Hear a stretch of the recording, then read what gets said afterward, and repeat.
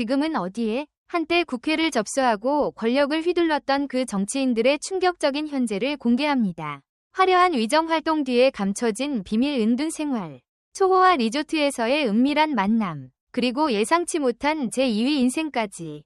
과연 그들은 권력의 무게를 어떻게 견뎌냈고 지금은 어떤 모습으로 우리 곁에 남아있을까요? 이 영상에서만 만날 수 있는 독점 인터뷰와 미공개 스토리로 한순간도 눈을 뗄 수 없는 충격 근황을 확인하세요. 마지막까지 시청하시면 그들의 숨겨진 진실에 단 한 발짝 더 다가갈 수 있습니다.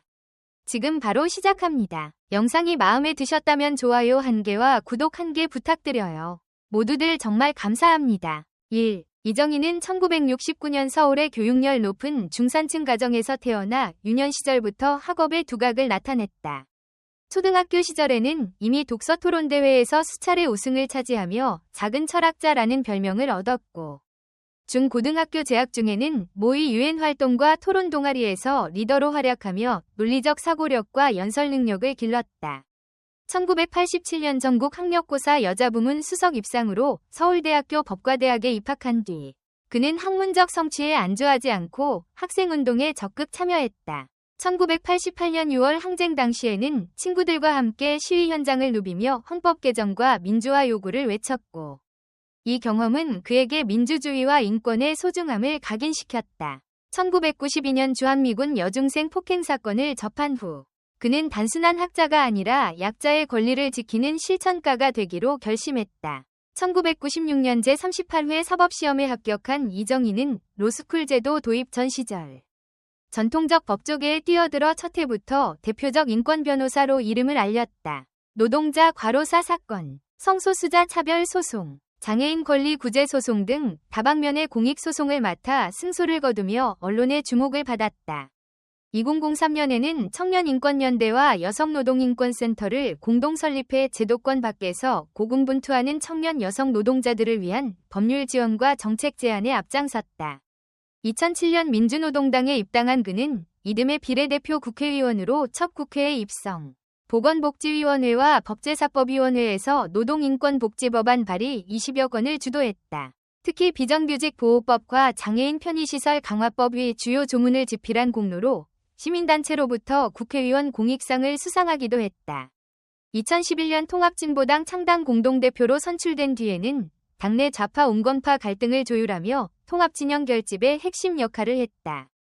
그러나 2012년 대선 과정에서 상대 후보에 대한 과도한 네거티브 캠페인 전략을 지시했다는 의혹으로 당내외 비판이 빗발쳤고, 통합진보당 해산 심판이 확정된 2014년 정계에서 은퇴했다. 은퇴 후 이정희는 2014년부터 2020년까지 공식 석상의 모습을 거의 드러내지 않았으나 2020년 4.15 총선을 앞두고 민중당 지지를 호소하며 다시 언론 카메라 앞에 섰다. 이 자리에서 그는 트레이드마크였던 단발 헤어스타일은 유지하되 이전보다 훨씬 눈에 띄는 단백발이 시선을 사로잡았다. 2021년에는 국가보안법 폐지교육센터를 설립해 대표로 취임.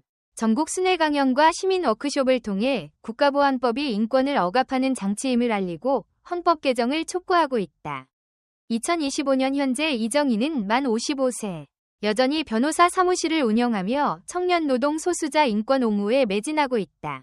2. 안희정은 1964년 충남 논산의 농업인 가족 사이에서 태어나 어린 시절부터 사회적 약자에 대한 관심을 보여주었다.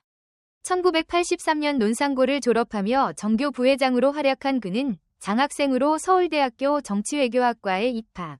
학생회 활동과 사회운동에 적극 참여했다. 1989년 통일민주당 김영삼 후보 보좌관으로 정치권에 첫 발을 내디딘 그는 이후 노무현 정부 시절 대통령실 비서관으로 중용되며 인재등용과 국정기획의 핵심 인사로 자리 잡았다. 하지만 정치 생애에 우여곡절도 많았다. 2002년 선거법 위반으로 징역형을 선고받고 참여정부에서 밀려났으나 2006년 특별사면으로 복권된 뒤 2010년 충청남도지사 선거에 출마해 압도적 지지로 당선되며 정치 재기의 아이콘이 되었다. 지사 재임 기간 그는 충남 경제를 혁신하는 스마트팜 프로젝트, 청소년 교육 지원 사업 희정 꿈터, 지역 균형 발전을 위한 도농 상생 플랫폼 등을 성공적으로 추진. 전국 지자체 평가에서 최우수 지자체로 꼽혔다. 2017년 민주당 대선 경선에서는 당내 유력 후보를 제치고 2위를 차지하며 대권 잠룡으로 이름을 알렸으나 2018년 비서 성폭력 의혹이 제기되면서 모든 것이 순식간에 무너졌다. 검찰 수사와 언론 보도가 이어지며 대법원에서 징역 3년 6개월이 확정된 그는 정치계에서 완전히 퇴출되었고 옥중에서 전처와의 이혼 절차를 마무리했다. 2022년 만기 출소 후에는 경기도 양평의 조용한 시골집으로 이주하여 언론 인터뷰를 일절 거부했으나 2023년 지인 주선으로 열린 비공식 지지자 모임에서 깜짝 등장해 재기의 의지를 내비쳤다. 2024년 장남 결혼식에 전부인과 나란히 참석한 모습은 큰 화제를 모았으며 현재 그는 만 60세로 개인 저서 집필과 자선재단 설립을 준비 중이라는 소문이 돌고 있다. 3. 권영길은 1941년 서울 태생으로 서울대학교 불문과를 졸업한 뒤 기자로 출발해 1987년 서울신문 노동조합 결성을 이끌며 노동운동가로 전향했다.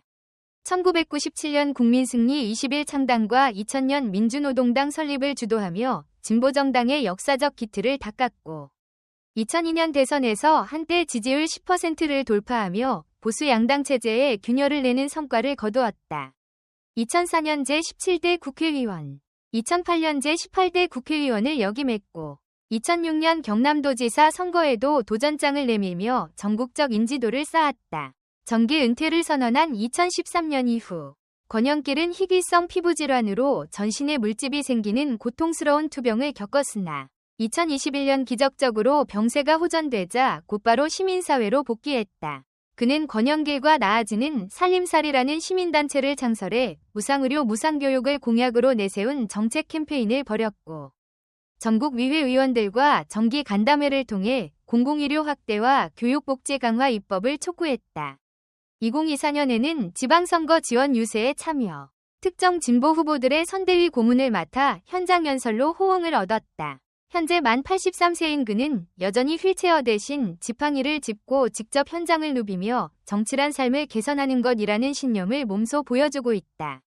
4. 문국현은 1949년 서울에서 태어나 외국어대학교 영문과를 졸업한 뒤 서울대학교에서 경영학 석사 학위를 받았다. 졸업 후 유한 킴벌리 클라크 동아시아 총괄 사장, KT 상무이사 등을 역임하며 기업 경영 전문가로서 명성을 쌓았다. 2007년 기존 정당에 실망한 시민들을 모아 창조한국당을 창당하고 제17대 대선 후보로 출마. 정치의 언어를 바꾸자는 슬로건 아래 신선한 돌풍을 일으켰다. 하지만 대선 직후 부동산 투기 의혹, 농지 편법 전용 논란, 자녀 증여세 미납 사건 등이 차례로 터지며 깨끗한 정치인이라는 이미지는 순식간에 와해되었다. 2008년 국회의원에 당선된 그는 곧바로 정치자금법 위반 혐의로 기소되어 징역 8개월 집행유예 2년을 선고받았고 이에 따라 10년간 피선거권을 박탈당하며 정계에서 물러났다. 은퇴 후 문국현은 한솔섬유 CEO, 뉴패러다임 인스티튜트 경영컨설팅 대표로 활동하며 경제경영 분야 전문가로 복귀했다. 2015년부터는 대학교 강단에 서서 기업가 정신과 사회적 책임 강의를 펼쳤으며 2023년 출간한 자서전 변화의 불씨는 기업인과 정치인을 넘나드는 그의 독특한 이력을 담아 베스트셀러에 올랐다. 현재 만 76세인 문국현은 평생 모은 강연료를 기부해 장학재단을 설립하고 후학 양성을 도우며 사회공헌 활동을 이어가고 있다. 5. 장기갑은 1951년 전남 농촌마을에서 태어나 어려서부터 농사를 돕다가 예수회의 영향으로 수도원을 찾아 7년간 수도자 생활을 경험했다. 수도원에서 나와 귀향한 그는 농민운동가로 변신. 1991년 우루과이 라운드 수입 개방에 반대하는 전국 농민 시위를 이끌다 체포되었고 2004년 민주노동당 비례대표로 제17대 국회에 입성했다. 국회에서 그는 농민 출신답게 논밭 작업복 차림으로 등장해 단식 농성 69일, 국회의사봉 탈취 시위, 상임위 의사진행 방해 등 파격적 투쟁으로 농민전사라는 별명을 얻었다. 특히 2007년 사천 지역구 선거에서 단 178표 차이로 당선되어 사상 최초의 진보정당 지역구 위원이 되는 이변을 일으켰다. 통합진보당 분당 후 정계 은퇴를 선언한 그는 고양시 사천에서 매실 농사와 염소 사육에 몰두하던 중 2003년 채집해 묵힌 매실 발효액에서 유산균 신종 균주를 발견. 학계에 논문을 발표했다. 이후 그는 이 연구를 바탕으로 미생물 농법을 개발해 농민 교육 프로그램을 진행. 무농약 유기농법 보급에 앞장섰다. 2024년에는 미생물 농업 혁신 컨퍼런스에서 기조 연설자로 초청되어 농업 혁신과 지속 가능한 농업의 비전을 제시하기도 했다. 현재 만 74세인 장기갑은 농사일과 연구, 농민 시민 대상 강연을 병행하며 자연과 사람이 공존하는 농업을 실험하고 있다. 댓글 섹션에 여러분의 의견을 남겨주세요. 영상을 끝까지 시청해주셔서 진심으로 감사드립니다. 앞으로도 더욱 재미있고 좋은 콘텐츠로 찾아뵙겠습니다. 좋아요와 구독, 알림 설정도 잊지 마세요. 다음 영상에서 만나요.